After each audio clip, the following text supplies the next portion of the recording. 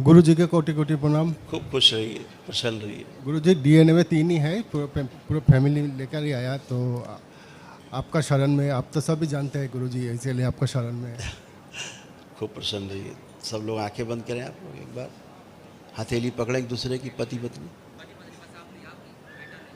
ओम प्रहार 3 बार बोले। ओम नमः शिवाय।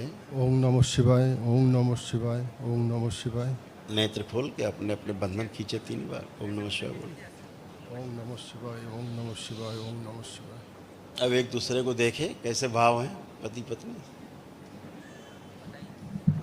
अच्छे भाव हैं खूब। हाँ। हाँ। आप लोग कहाँ से बिलोंग करते हैं? कोलकाता से हैं गुरुदेव। बलि प्रथा का एक दिख रहा था श्राप आपके परिवार पे। हाँ, दरबार ने उससे मुक्त किया है, इससे बचना है हमेशा, ठीक है ना? ये बलि प्रथा की जो स्मृति थी, दरबार के प्रति पूरा विश्वास नहीं जमने देती थी। गुरु जी अभी भी गंदा गंदा सोच आता है। बोला ना, दरबार दिखा रहा है ना कि दरबार के प्रति ये जो बलि प्रथा का जो श्राप है वो क्या करता था। ये बलि प्रथा का जो श्राप क्या करता था कि दरबार के प्रति अविश्वास की स्मृतियां देता है।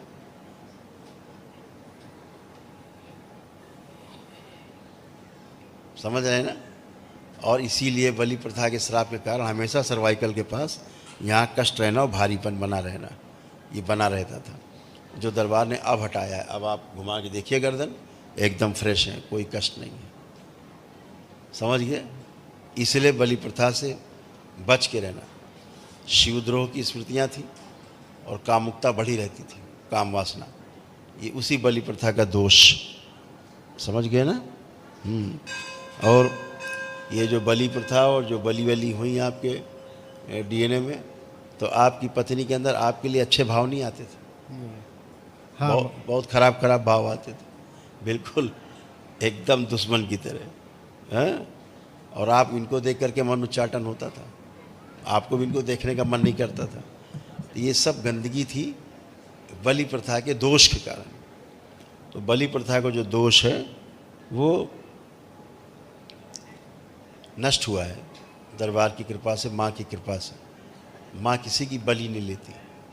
बाबा हाँ? आपको कोटि कोटि प्रणाम। हाँ। बाबा और आपके कोलकाता में तो ये चीज़ें बहुत हावी है, लेकिन अब तो माँ तो वही माँ है यहाँ। हाँ, तो इसीलिए सब चीज़। पहले हम 2-4 बार गया भी है काली घाट में। हाँ, बिल्कुल जाना चाहिए, बिल्कुल जाना चाहिए। ये सब, इसका दुष्प्रभाव यही था कि मस्तिष्क सुन्न हो जाना, कोई काम करने के पहले ब्रेन सुन्न हो जाना, निर्णय नहीं ले पाना कि क्या करना है, डिसीजन नहीं ले पाना।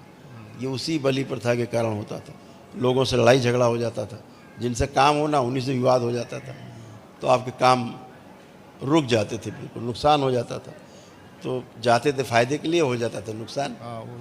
हाँ, तो ये सब इन्हीं गंदी बलि प्रथा की स्मृतियों के कारण ही था।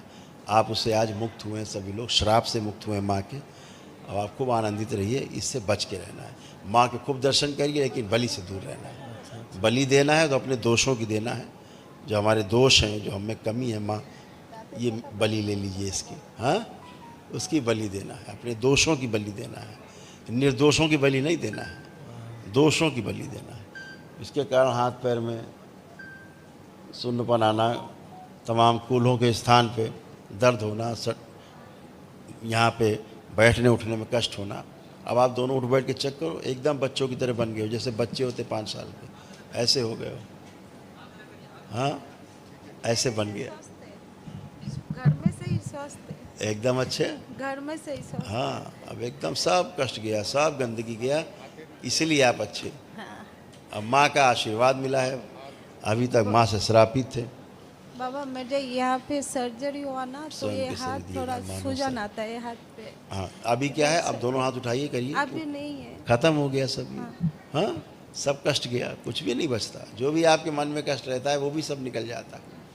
खुश रहिए, प्रसन्न रहिए, बेटे को। गुरुजी आपके जन्म में कोटि कोटि प्रणाम। गुरु खुश रहो बेटा, खूब प्रसन्न रहिए, स्वस्थ रहिए, मस्त रहिए, खुश रहिए। बताइए। गुरुजी मुझे कभी कभी बहुत गुस्सा आ जाता है, बहुत चिड़चिड़ापन आ जाता है, तो मन करता है किसी को मार दूं। जिसके साथ भी मतलब झगड़ा वगड़ा हो जाता है।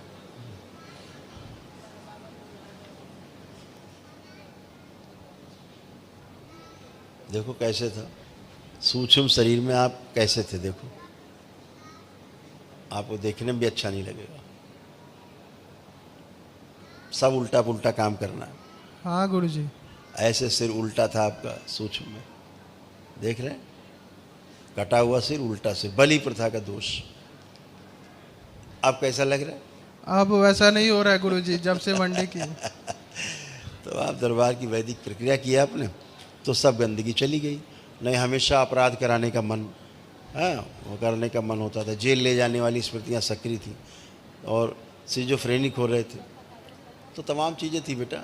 मस्तिष्क काम नहीं करता था, बुद्धि जकड़ी रहती थी। अभी एकदम फ्री हो गए हो, अपना सब काम कर सकते हो, आपका आत्मविश्वास बढ़ा हुआ है, जीने की इच्छा बढ़ी हुई, इच्छा शक्ति बढ़ी हुई है। हाँ गुरुजी। आलस्य नष्ट है, खूब जम के अपना काम करिए। खूब खुश हो। गुरुजी और एक बात पूछनी थी, वो एक लड़की है जिससे हम प्यार करते हैं, तो शादी। वो भी आपसे प्यार करती है? हाँ करती है अच्छा, गुरुजी। ठीक, उसको आंख बंद करके देखो।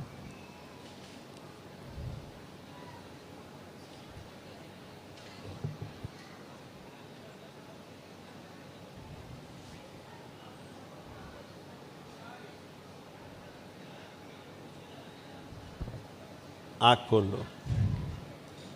अभी देखा जाए तो तुमसे तो ठीक है वो लड़की? हाँ तुमसे भी अच्छी है वो। हाँ गुरुजी, मम्मी पापा भी बोलते हैं। हाँ वो लड़की अच्छी है अभी, लेकिन उसके डीएनए में गंदगी है। उसके हाँ। कारण क्या होता था, आप उससे जुड़ते थे तो मम्मी पापा पे आपको बहुत क्रोध आता था, चिढ़ होती थी बहुत, और उस गंदगी के कारण कभी कभी हाथ उठाने का मन भी करता था क्रोध में। हाँ होता था ही।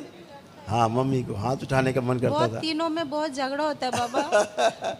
तो ये सब बाहरी दोष थे। तो वही मैंने कहा कि अपने दोषों की बलि देनी है, निर्दोषों की बलि नहीं देनी है। हाँ आप सब अच्छे हो, खूब आनंदित रहो, खूब मस्त रहो, खुश रहो, प्रसन्न रहो।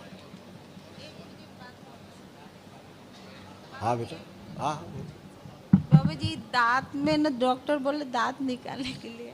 आप कोई कष्ट है दांत देखो दबा के, तो काहे को दांत निकालोगी? अब तो सामने वाले दांत निकालिए हंस के, वो मत निकालो। खुश रहो, खूब प्रसन्न रहो।